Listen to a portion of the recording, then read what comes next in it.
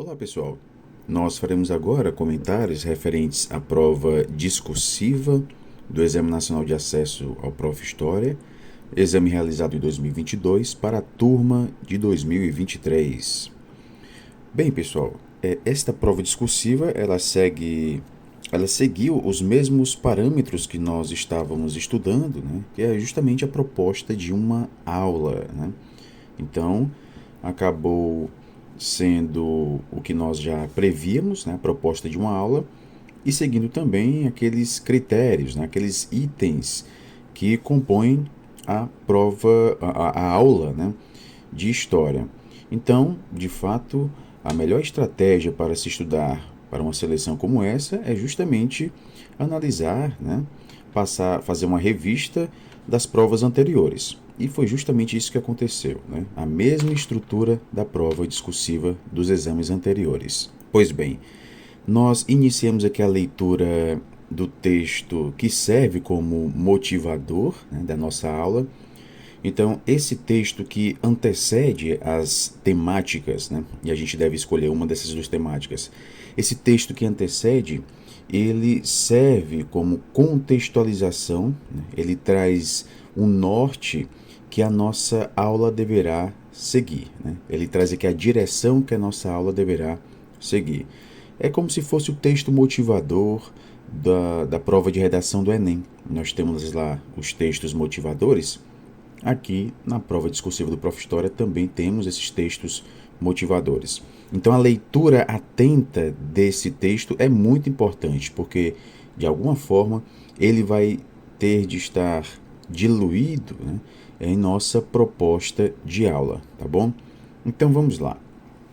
Memórias da Plantação examina a atemporalidade do racismo cotidiano. A combinação dessas duas palavras, plantação e memórias, descreve o racismo cotidiano, não apenas como a reencarnação do passado colonial, mas também como uma realidade traumática que tem sido negligenciada. É um choque violento que, de repente, coloca o sujeito negro em uma cena colonial, na qual, como no cenário de uma plantação, ele é aprisionado como o ou a outra ou outro, subordinado e exótico. De repente, o passado vem a coincidir com o presente, e o presente é vivenciado como se o sujeito negro estivesse naquele passado agonizante. Parece, portanto, que o trauma de pessoas negras provém não apenas de eventos de base familiar, mas sim do traumatizante contato com a violenta barbaridade do mundo branco, que é a irracionalidade do racismo que nos coloca sempre como a ou o, outra, outro, como diferente, como incompatível, como conflitante, como estranho e incomum. Pois bem, pessoal, esse aqui é o texto que deve permear, né, a nossa aula, né, a proposta da aula de história. Percebam que memórias da plantação, esse termo plantação aqui diz respeito a plantation, né, plantação em português, que foi um sistema de exploração colonial muito utilizado entre os séculos XV e XIX. Principalmente aqui no Brasil, né? A gente vai ter nas colônias europeias nas Américas essa plantation, que consistia em 4 características principais: grandes latifúndios, monocultura, trabalho escravizado e exportação para a metrópole. Foi esse sistema que criou ainda uma estrutura social de dominação centrada na figura do proprietário do latifúndio, o senhor, que controlava tudo ao seu redor. Então, memórias da plantação diz respeito justamente às memórias desse momento histórico. Percebam que nós temos aqui um trecho muito importante. Essa realidade traumática tem sido negligenciada. É um choque violento que de repente coloca o sujeito negro em uma cena colonial, na qual, como no cenário de uma plantação, ele é aprisionado como outro, subordinado e exótico. Essa realidade traumática tem sido negligenciada, tem sido silenciada. E é interessante que no próprio texto, né, Memórias da Plantação, Episódios de Racismo Cotidiano, no primeiro capítulo, Grada Quilomba fala da máscara existente no período colonial. A máscara do silenciamento. Uma máscara que tinha uma existência concreta, né? Foi uma peça muito concreta, um instrumento real que se tornou parte do projeto colonial europeu por mais de 300 anos. Essa máscara era composta por um pedaço de metal colocado no interior da boca do sujeito negro, instalado entre a língua e o maxilar, e fixado por detrás da cabeça por duas cordas, uma em torno do queixo e a outra em torno do nariz e da testa. Essa máscara era utilizada, dentre os objetivos dela, era utilizada com o propósito de fazer com que os africanos escravizados comessem a cana-de-açúcar ou mesmo cacau enquanto eles estivessem trabalhando nas plantações. Mas a sua principal função era implementar um senso de mudez e de medo, uma vez que a boca era um lugar de silenciamento e de tortura. Então, essa máscara vai representar o colonialismo como um todo. Simboliza políticas sádicas de conquista e dominação e seus regimes brutais de silenciamento dos chamados outros, ou outras. Afinal de contas, quem pode falar? O que pode acontecer quando se fala? E sobre o que se pode falar? Então, esse silenciamento existente no próprio colonialismo, ele perdura hoje por meio desse negligenciamento. Da mesma forma que o negro era visto como exótico, como outro, hoje ainda temos isso.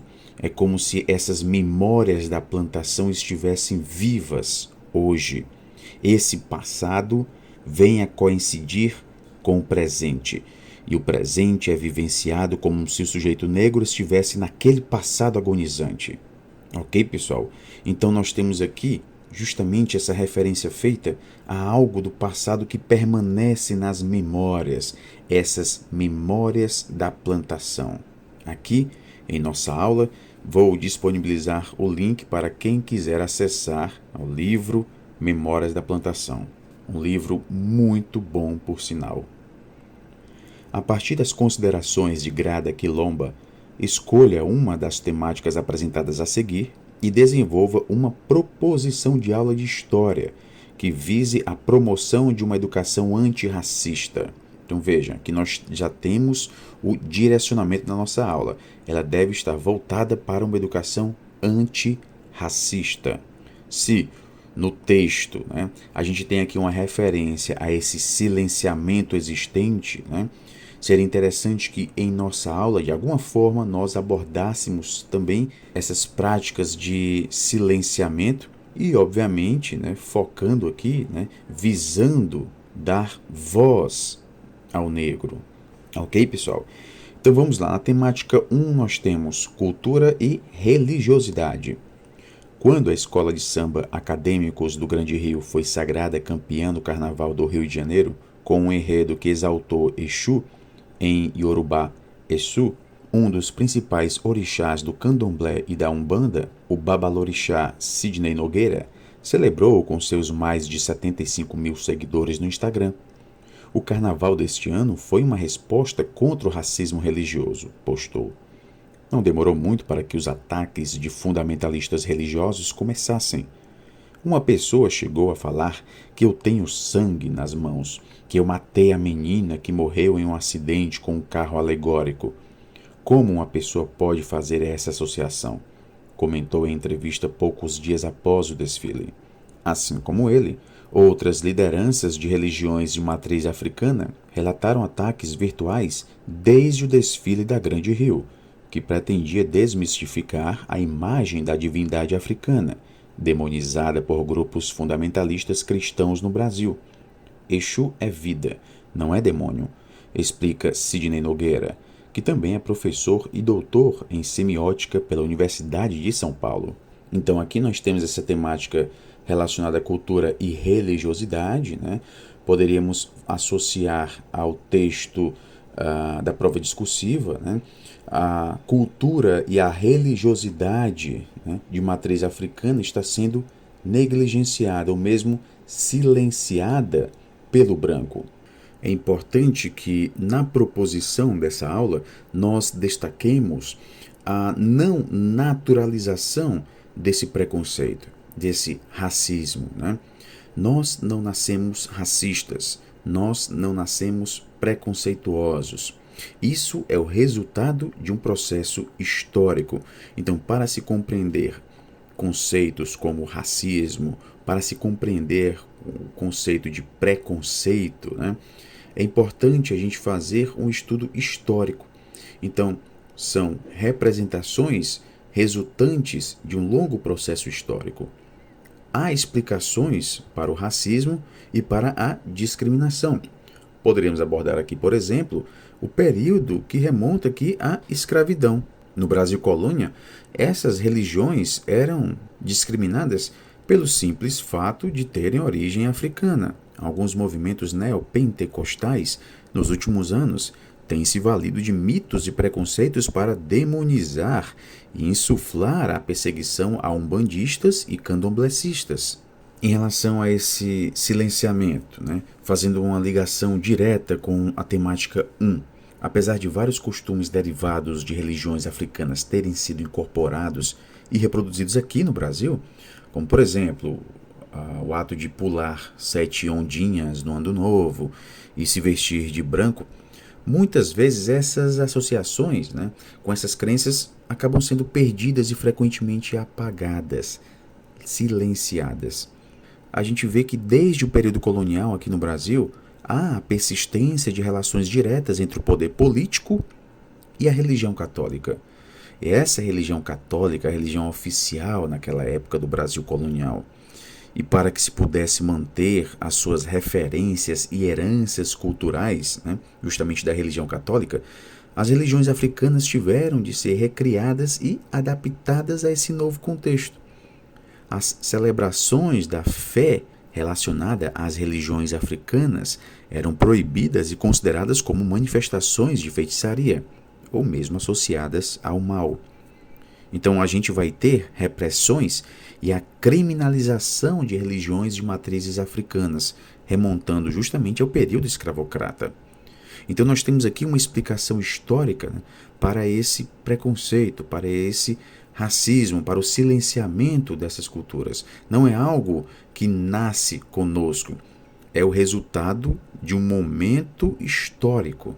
No ano que nós tivemos a proclamação da República, né, em 1889, a gente vai ter a separação formal entre a Igreja e o Estado e a introdução do princípio da laicização do Estado.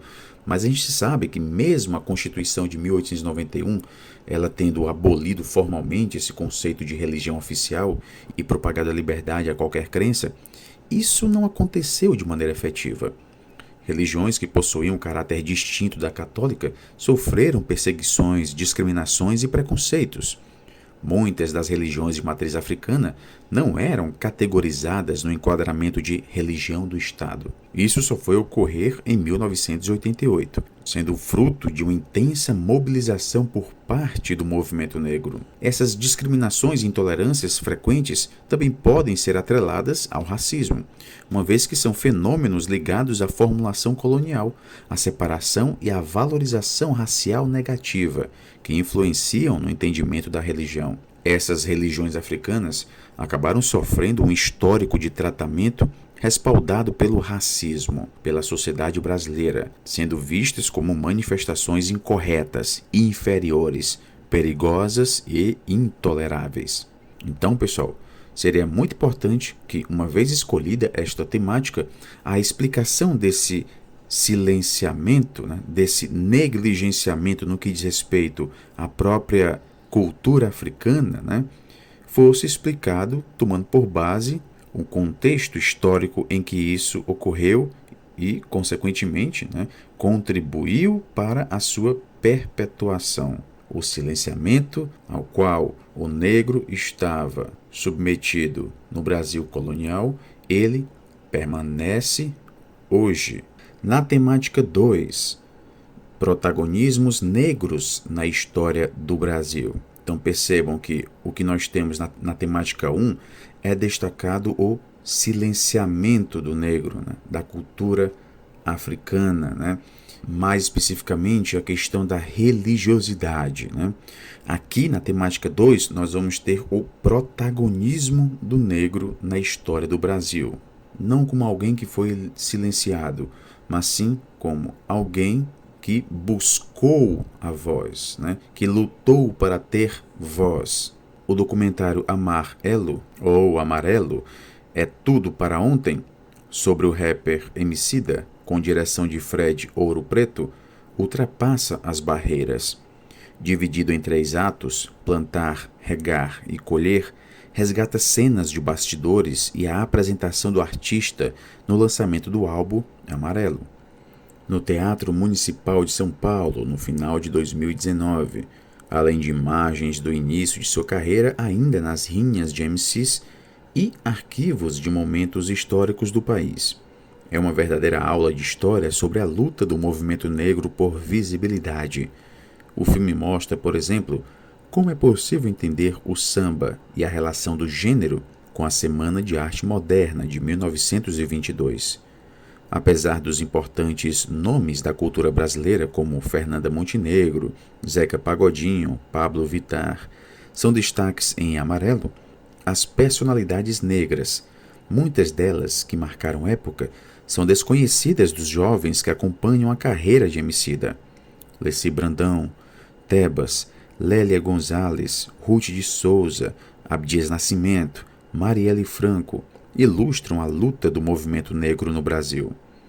O documentário coroa a trajetória bem elaborada do álbum e deveria ser obrigatório nas aulas de história das escolas brasileiras. Bem, pessoal, esse documentário também faz referência a essa invisibilidade a que os brasileiros negros estão submetidos. Nesse documentário, Emicida traz alguns acontecimentos que foram muito importantes para se entender o pensamento negro no Brasil. O Brasil foi o último país do continente americano a abolir a escravidão, em 13 de maio de 1888. A cidade de São Paulo teve a riqueza baseada na era do ouro do ciclo do café, que usava mão de obra escrava. Depois da abolição, milhões de pretos foram abandonados pelo Estado, ainda durante a metade do século XIX. O governo incentivou a imigração europeia com o objetivo de embranquecer a população brasileira. Teses eugenistas defendiam que a raça branca era superior. As consequências dessas políticas resultaram no apagamento histórico de culturas africanas e indígenas, que passaram a ser demonizadas pela sociedade. A ascensão de São Paulo como capital financeira do país provocou um processo de gentrificação violento. Pode-se entender esse fenômeno como a substituição, em bairros ou cidades, de um grupo com menor poder aquisitivo por outros com condição financeira melhor. Isso aconteceu na região central da capital paulista, onde está localizado o Teatro Municipal. Os bairros tradicionalmente pretos foram descaracterizados e a população que vivia ali foi empurrada para as margens da cidade. Durante a primeira metade do século XX, pessoas pobres de outras regiões do país vieram para São Paulo em busca de melhores oportunidades de trabalho. Foi nesse período que as periferias começaram a se desenvolver. Outro ponto muito discutido também no documentário é a cultura hip-hop da década de 70. Ela surgiu nos anos 70 nos Estados Unidos e se espalhou pelo resto do mundo. Na época, jovens da periferia encontraram uma maneira de se expressar através da música, do rap, do break e do grafite, em uma região de fácil acesso, que foi justamente o centro de São Paulo. Local onde, anos depois, o próprio Emicida iria participar de rinhas. Embora não tenha recebido apoio da indústria fonográfica, o rap se espalhou pelo Brasil durante a década de 90 e se transformou em uma voz que leva à conscientização sobre questões relacionadas ao racismo e à desigualdade social. O rap conectou as classes operárias às ideias dos intelectuais pretos brasileiros, diz o próprio Emicida no documentário. A cultura rap emancipa diversos jovens, inclusive economicamente, apesar do forte racismo estrutural brasileiro. Na era digital, artistas independentes conseguem atingir números expressivos nas plataformas de streaming. As vozes desse movimento atualmente não querem apenas serem conhecidas. Esses jovens querem reescrever a história do Brasil. Então, esse documentário reescreve momentos importantes da história brasileira, acrescentando personagens que não têm destaque nos livros. Os professores, portanto, deveriam trabalhar Amarelo em sala de aula. Ele passa pela literatura, arte, sociologia, história, entre tantas outras áreas. Pois bem, pessoal, então vamos lá.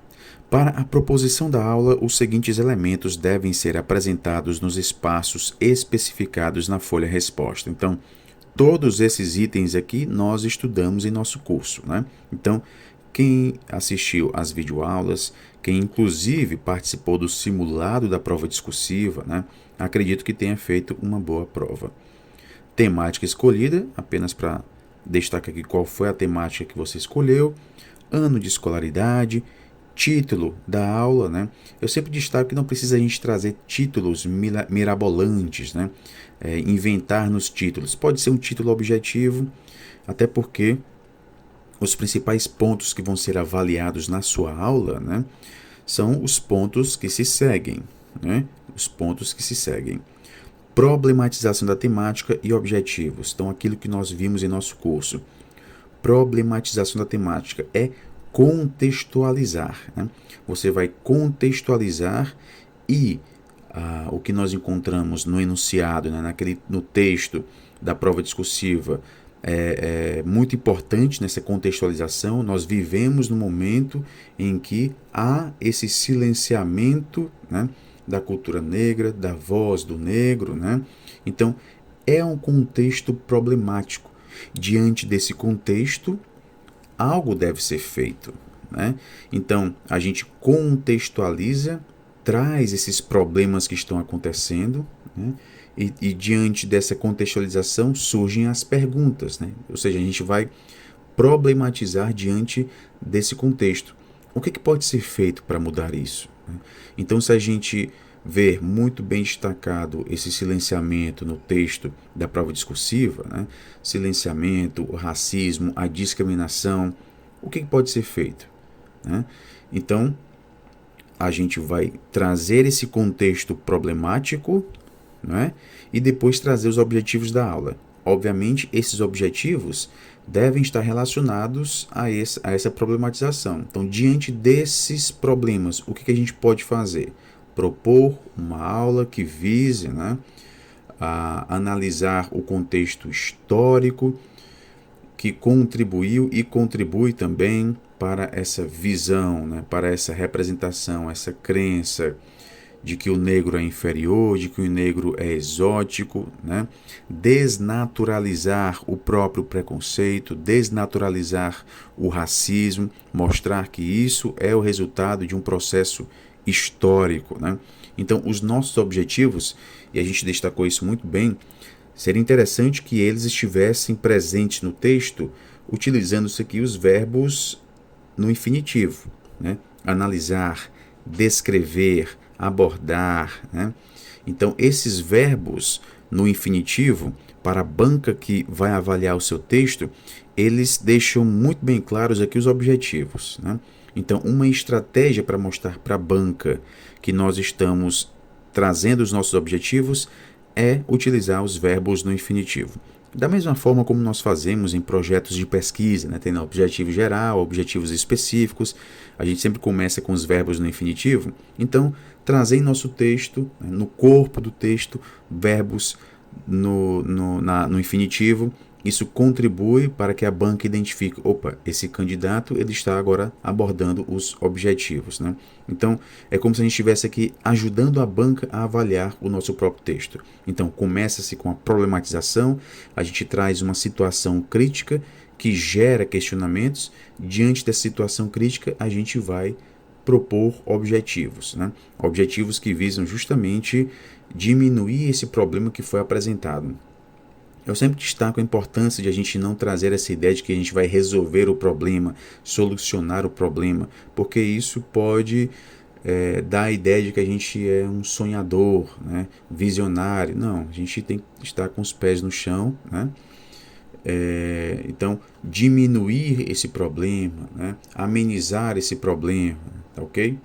Então, nós temos aqui esse item que é a problematização da temática e objetivos. Procedimentos e recursos didáticos a serem utilizados, também outro ponto muito importante, né? O que você vai utilizar nessa aula, né? Procedimentos, né? Então, em primeiro momento, o que você vai fazer, né? Então, a gente trabalhou com alguns procedimentos no curso, como, por exemplo, a roda de conversa, né? É um procedimento muito interessante para abordar principalmente temáticas polêmicas como essa, que geram discussões, né? Então, a roda de conversa dá voz aos alunos, mostra que o professor, né, ele não detém, né, o monopólio da voz na sala de aula. Então, quando a gente propõe essa estratégia da roda de conversa, né, a gente mostra que a gente ouve os nossos alunos, a gente dá voz a eles, né? Então, um dos procedimentos seria esse, né, o da roda de conversa, que a gente sempre destaca, né? Recursos didáticos, se você vai utilizar vídeo, o projetor, o computador, se você vai utilizar fotos, imagens, jornais, né? Então, recursos que você vai utilizar. Alguns desses recursos não são propriamente didáticos, não. Por exemplo, o jornal, né? O jornal não é um recurso didático original, digamos assim. Há uma didatização desse material, né? Então a gente traz aqui alguns desses recursos, né? E obviamente sem esquecer os objetivos, né? Porque às vezes a gente traz lá no item anterior objetivos da nossa aula, cita vários objetivos, e nos procedimentos e recursos didáticos a gente traz algo que não vai fazer com que a gente atinja aqueles objetivos. Então, nosso texto ele deve ser um todo coeso, né? Então, se eu proponho um determinado objetivo, eu tenho que pensar, beleza, eu tenho esse objetivo aqui para minha aula. Logo, eu vou ter que trazer aqui um procedimento e recurso didático para eu chegar nesse objetivo. Então, aquilo que eu propus como procedimentos e recursos didáticos possibilitam com que eu chegue nesse objetivo, tá bom? Então, a gente tem que sempre pensar no item anterior, né? Porque às vezes uma pessoa propõe um objetivo e esquece de trazer como é que ela vai chegar naquele objetivo. Depois a gente chega aqui ao desenvolvimento dos conceitos e conteúdos a partir da problematização. Talvez um dos itens mais importantes, né? O item que a gente escreve mais, desenvolver conceitos. Então, obviamente, aqui seria interessante, eu sempre destaco a importância de a gente trazer vozes de autoridade, né? Professor, eu não citei nenhum, vou estar reprovado? Não, né? Mas eu sei, enquanto professor que faz avaliação, né? Faz avaliações desse tipo de texto, né? A gente avalia produções textuais em seleções de mestrado, né? Eu sei que a utilização de uma voz de autoridade, isso traz uma boa impressão para quem está analisando o seu texto, tá bom? Então, se você traz alguns conceitos, cita alguns teóricos nessa área, né, que trata do racismo estrutural, né, que busca explicar de forma histórica, né, o racismo, a discriminação, né? Então, quando você traz essas vozes de autoridade, isso é uma boa estratégia argumentativa, né? Argumentar, a própria raiz da palavra argus, que diz respeito àquilo que faz brilhar, aquilo que faz destacar. E destaca o que aqui nesse caso? Uma ideia, né? Então, se você propõe a desenvolver uma ideia na sua aula, né, é importante você destacar essa ideia com argumentos. E uma boa estratégia argumentativa é citar vozes de autoridade, tá bom? Não é algo obrigatório, mas sem dúvida a utilização de vozes de autoridade, essa estratégia traz um efeito muito interessante para aqueles que vão avaliar o seu texto, tá bom? Então, desenvolvimento dos conceitos e conteúdos a partir da problematização. Então, veja, lá na problematização você destacou uma situação problemática, né? Uma situação que merece ser investigada, uma situação que faz surgirem, né, perguntas, como diminuir esse problema que foi apresentado. Então, lá na problematização, a partir da problematização, você vai resgatar os conceitos que estão ali presentes e vai discutir aqui nesse item. Então, mais uma vez, é importante que o nosso texto esteja coeso, né, esteja bem conectado, né? Aqui você vai desenvolver aquilo que você citou lá na problematização. Então, você não pode esquecer o que você escreveu, tá bom? Uma banca mais rigorosa, ela vai buscar identificar, né, se há ou não essa ligação entre as partes do seu texto, né? Se aquilo que você escreveu na problematização é resgatado aqui neste item, tá bom?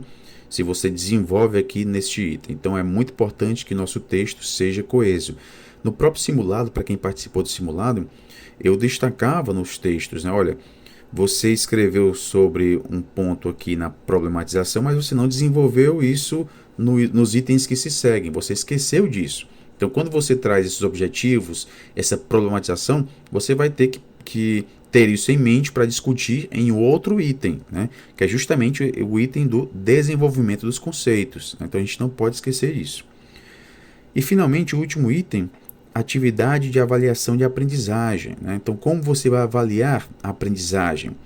Produções textuais, você vai avaliar a aprendizagem por meio do discurso oral, um debate, você vai avaliar aquilo que é dito no debate, haverá algum tipo de exposição, algum tipo de seminário dos alunos. Trata-se de um item que, comparado aos anteriores, não é tão importante assim. O que a gente pode ser aqui é bastante objetivo, não precisa a gente ser muito criativo nessa atividade de avaliação de aprendizagem. Você pode utilizar alguns instrumentos avaliativos, como produções orais, questionários, listas de exercícios, seminários. Pode ser uma própria autoavaliação do aluno, né? Resumo do conteúdo que foi abordado. Então, nós vamos ter aqui vários instrumentos avaliativos que podem ser citados na sua proposta de aula. No item problematização da temática e objetivos, devem ser indicadas as relações entre o texto de Grada Quilomba e a aula proposta, né? Isso é óbvio que deve acontecer. Não serão corrigidas respostas organizadas em tópicos, escritas de forma esquemática, que não atendam aos limites mínimos e máximos de linhas e que contenham qualquer tipo de identificação. Suas respostas deverão ser redigidas de acordo com a norma padrão da língua, né? Então, basicamente aquilo que nós já estudamos, né? No nosso simulado, os limites foram limites relacionados à quantidade de palavras, né? Aqui os limites foram relacionados às linhas, à quantidade de linhas. Tá bom, pessoal? Então é isso, espero que vocês tenham feito uma ótima prova discursiva, né? Bons estudos a todos e até a próxima. Geralmente o racismo e o colonialismo é algo que se vê como uma plataforma social e algo macro de muito longe, mas muito pouca atenção se tem dado às pessoas. Quando eu comecei a escrever este livro, trabalhei exclusivamente com entrevistas com mulheres de diferentes diásporas africanas que viviam em Berlim e que falavam das coisas que parecem mais banais, mas que habitam a sua memória, porque não podem ser esquecidas. E era exatamente isso, esse tema da memória e do esquecimento, que é um tema que está ligado ao trauma, que é como a história colonial se é dito, é algo que se tem que esquecer, que já passou, mas que no fundo é algo que foi completamente prominente na nossa história global durante 500 anos e que não pode ser esquecido, porque é sempre lembrado. Eu acho que a maior violência deste racismo cotidiano é como ele é naturalizado e normalizado. Você fala aqui que o colonialismo é uma ferida que nunca foi tratada, é uma ferida que dói sempre, por vezes infecta e outras vezes sangra. É isso, é uma ferida aberta. É uma ferida aberta. Eu acho que nós ainda não temos bem noção do que esta palavra, ou este termo, ou este projeto de colonialismo quer dizer e como está envolvido em todo o projeto patriarcal, em todo o projeto, todos os projetos de patologização do género, da raça, da sexualidade, são projetos que fazem parte do colonialismo. O que nós precisamos é de fazer um trabalho contínuo, um trabalho antirracista contínuo e de anti-opressão contínuo, porque é um trabalho que tem que ser contínuo. Não é quando sangra e não é quando infeta, mas é uma ferida que tem que ser tratada profundamente. Tem um velho ditado iorubá que diz: Exu matou um pássaro ontem com uma pedra que só jogou hoje. Esse ditado é a melhor forma de resumir o que eu tento fazer. Eu não sinto que eu vim, eu sinto que eu voltei e que de alguma forma meus sonhos e minhas lutas começaram muito tempo antes da minha chegada. O movimento negro continuará lutando. Mas por que o municipal? Porque não tem uma viga, não tem uma ponte, não tem uma rua que não tenha tido uma mão negra trabalhando. Vários daqueles moleques, eles nunca pisaram no municipal, mano. Nunca tinha entrado, nem pra tirar foto. A partir de agora vai ser nosso. Essa é a nossa forma de dizer para todas as pessoas que têm uma origem que nem a nossa, que a gente precisa sim ocupar esse tipo de espaço. Assim como o prisma decompõe a luz branca em muitas outras cores, eu gostaria de decompor o preconceito em muitas outras possibilidades unidas no amarelo. A Nossa Senhora do Alto da Compadecida tá no bagulho. Uma honra. E não uma honra pra mim também, fique certo. Pobre daqueles que se mete com a gente. Tenho sangrado demais, tenho chorado pra cachorro. Ano passado eu morri, mas esse ano eu não morro. Ano passado eu morri, mas esse ano eu não morro.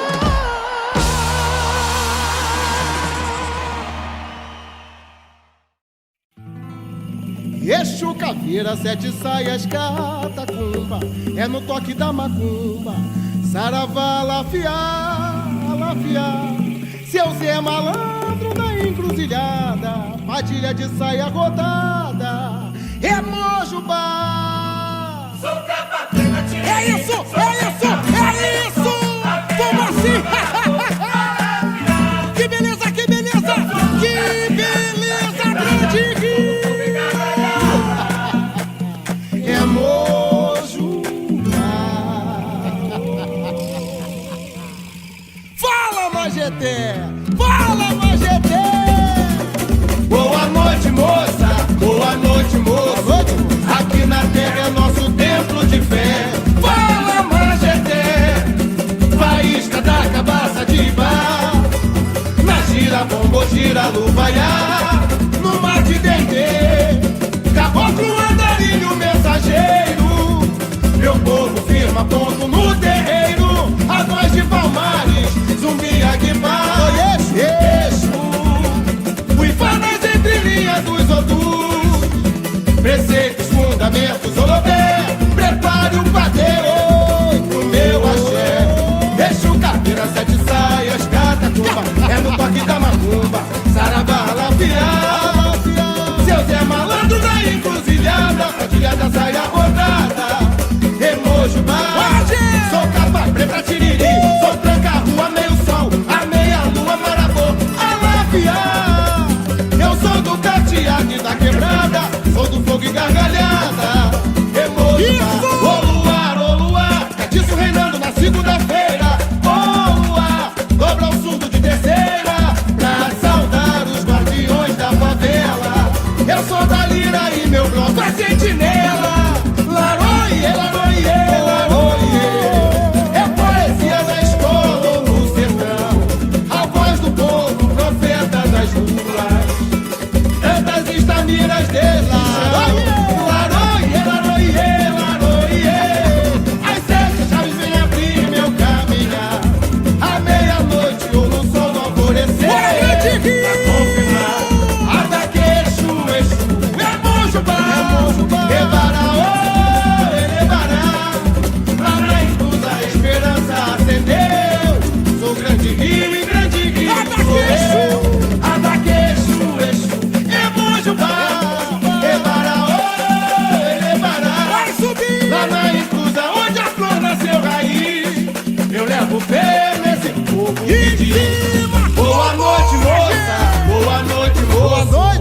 Aqui na terra é nosso templo de fé.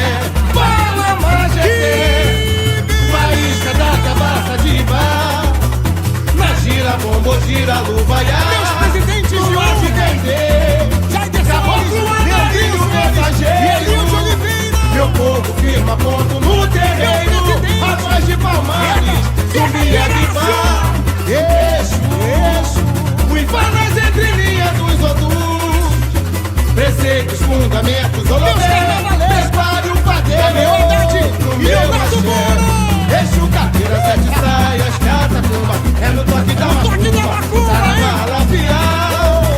Seu Zé Malandro na encruzilhada, família da saia botada. Emojimar, sou capa preta, tiriri. Sou tranca, rua, meio sol, a meia lua, marabô, alafiar. Eu sou do cateado e da quebrada, sou do fogo e gargalhada. Emojimar, ô luar, catiço reinando na segunda-feira. Ô Mojoá, dobra o fundo de terceira. Pra saudar os guardiões da favela, eu sou da lira e meu bloco é sentinela. É poesia na escola ou no sertão, a voz do povo, profeta das ruas. Tantas estamiras de laroi, laroie, laroie, laroie. Às 7 chaves vem abrir meu caminhar. À meia-noite ou no sol do alvorecer. Adaqueixo, Exu, Emojubá, Ebaraô.